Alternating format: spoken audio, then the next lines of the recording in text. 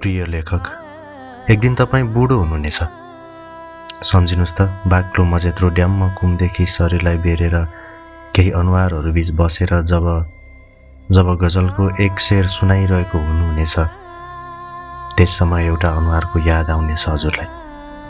अनि थोरै ओठ खोलेर सानो मुस्कान फिस्स बाहिर दूर यात्रामा पठाउनुहुनेछ।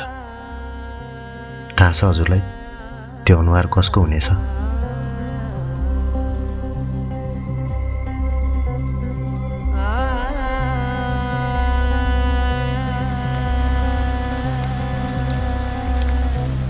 खैर छान्नुहोस्, आज त तपाईँसँग रसिलो अनुहार छ, तनक्क तन्किएको छाला छ, घना कालो कपाल छ, टक्क मिलेको शरीर छ र त हात हल्लाइ हल्लाइ सडकमा ठाटिएर हिँड्नुहुन्छ।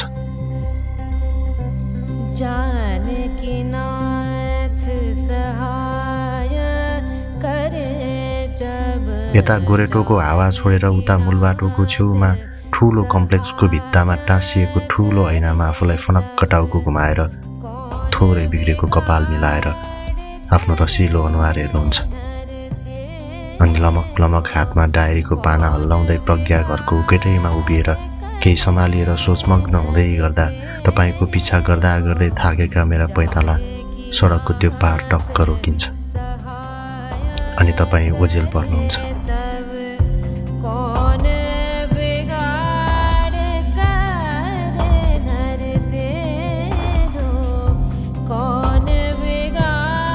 प्रिय लेखक, म तपाईँको कविताको बिम्ब केलाउन सक्दिनँ, गजलको काफिया बुझ्न सक्दिनँ, मतलामा बोलिएको शेर मक्तासम्म पुग्दा म बुझ्न सक्दिनँ।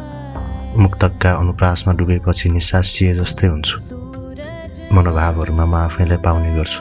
कथामा पात्र भएर छिरेको छु कयौँ पटक, शृङ्गारिकमा शृङ्गारिएर कयौँ पटक स्खलित भएको छु।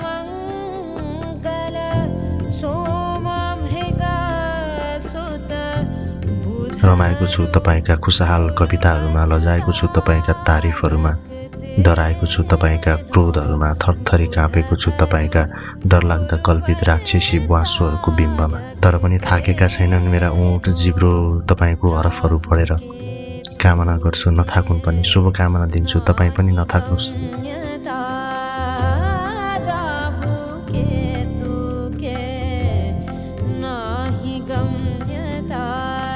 म पछ्याइरहनेछु यसै गरी तपाईँका ती गहिरो डोब छाडेर गएका पदजाबहरूलाई।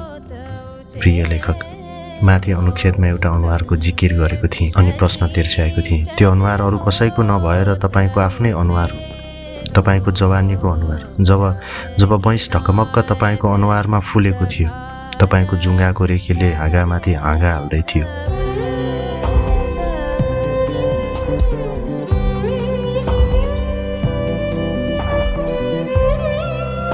अकमक्क नपर्नुहोस्, मैले यो पनि भनेकी थिएँ कि तपाईँको वरपर केही अनुहारहरू हुनेछन्।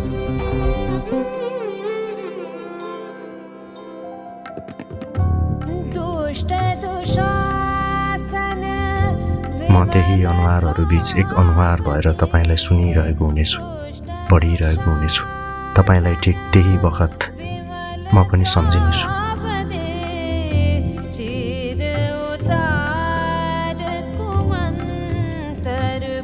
मेरो त्यो वैशालो उमेर म पनि सम्झिनेछु। मेरो चाल फेरिएको समय, मेरो आँखाले पहिलो पटक कालो गाजल थामेको समय, ओठले ओठ च्यापेर दाँतले जिब्रो टोकेको समय, मेरो धड्कनले फुलाएको छातीको समय, मेरो गालाले स्याउको रातो चोरेर पोतेको समय, मेरो कपालका लहराहरूले अनुहारमा स्पर्श गर्दा मैले तपाईँको हातले सम्झिएको समय।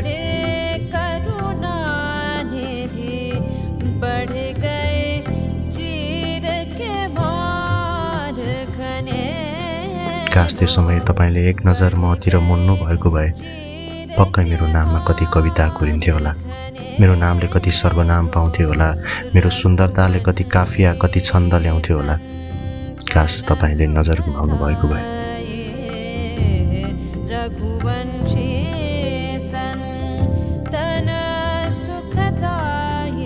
आज अनुहारहरू बीच मेरो अनुहार नभएर तपाईँको छातीमाथि मेरो अनुहार राखेर म तपाईँलाई पढिरहेको हुने थिएँ।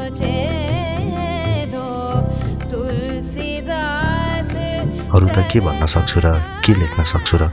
लेख्ने मान्छे त तपाईँ, शब्दहरूको भगवान तपाईँ। म त तपाईको पुजारी, शिरदेखि पाउसम्म चढाउन पनि तयार, म तपाईलाई आफै समर्पित गर्न पनि तयार, म तपाईभित्र हराउन पनि तयार।